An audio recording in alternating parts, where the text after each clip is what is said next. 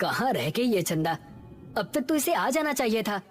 पुनीत ने अपनी घड़ी में टाइम देखा तो 9 बज चुके थे और उसने जैसे ही पीछे पलटकर देखा, चंदा खड़ी मुस्कुरा रही थी। बदमाश, डरा दिया ना हमका। देखो हम तुम्हारे लिए क्या लाए हैं। ऐसा कहकर उसने अपनी जेब से एक डिबिया निकाली।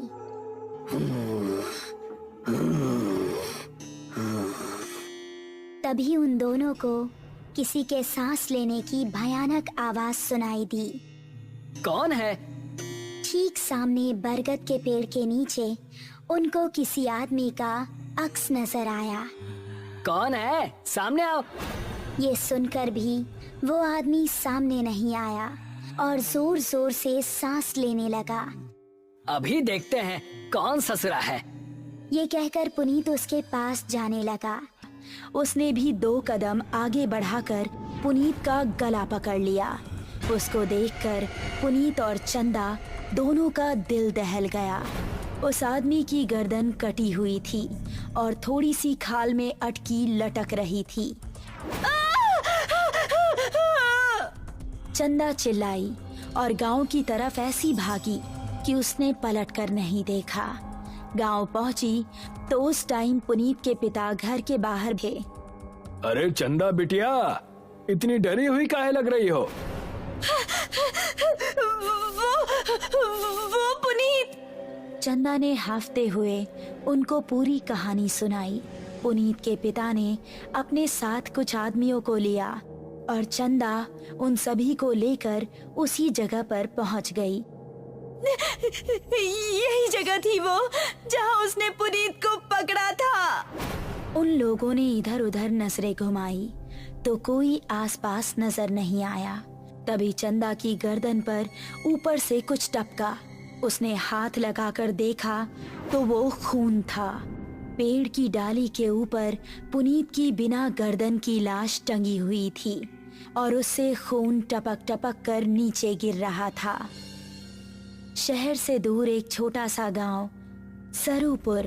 रात के समय सभी अपने अपने घरों में आराम कर रहे थे। बाबूजी, हम जरा अपने दोस्त महेश से मिलकर आ रहे हैं। उसकी तबीयत जरा ठीक नहीं है ना? ठीक है, लेकिन जल्दी आना। जी बाबूजी। ऐसा कहकर वो खुश होता हुआ घर से निकल गया। आज तो सारे दोस्त मिलकर मस्त पार्टी करेंगे, मजा आ जाएगा। जंगल का रास्ता पकड़ लेता हूँ, जल्दी पहुँच जाऊंगा। अभी वो जंगल में आगे बढ़ ही रहा था कि पीछे से उसको आवाज आई। अकेले ही पार्टी करने जा रहे हो? हमका साथ लेकर नहीं चलना है क्या? अरे अर्पणा और दिव्या, तुम दोनों क्यों हर बार हमारे पीछे पड़ जाती हो? हमका साथ लेकर चलते हो कि बोले अभी तुम्हारे बाबूजी से? अरे नहीं नहीं मेरी माँ, चलो मेरे साथ। थोड़ी देर चलने के बाद वो तीनों एक जगह पहुँचे जहाँ रामू और महेश बैठे हुए थे। अबे ये क्या, तू फिर से लड़कियों को साथ ले आया? क्या करता है यार, हर बार की तरह इस बार भी धमकाने लगी थी दोनों।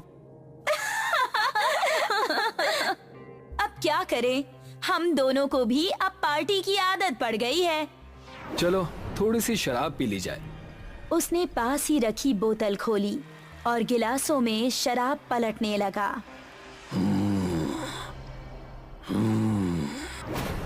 तभी उनको किसी के सांस लेने की आवाज सुनाई दी। उन्होंने देखा तो पांचों के रोंगटे खड़े हो गए। सामने से कठमुंडू चलता हुआ आ रहा था। उन्होंने कदम बढ़ाए ही थे कि तभी कठमुंडू ने दिव्या को पीछे से पकड़ लिया। उसने दिव्या को इतनी जोर से कसा कि उसके मुंह से खून निकल गया। बाकी चारों अब बेहद डर गए और वहां से भाग निकले। दिव्या उसकी पकड़ में फंसी दर्द से कराह रही थी।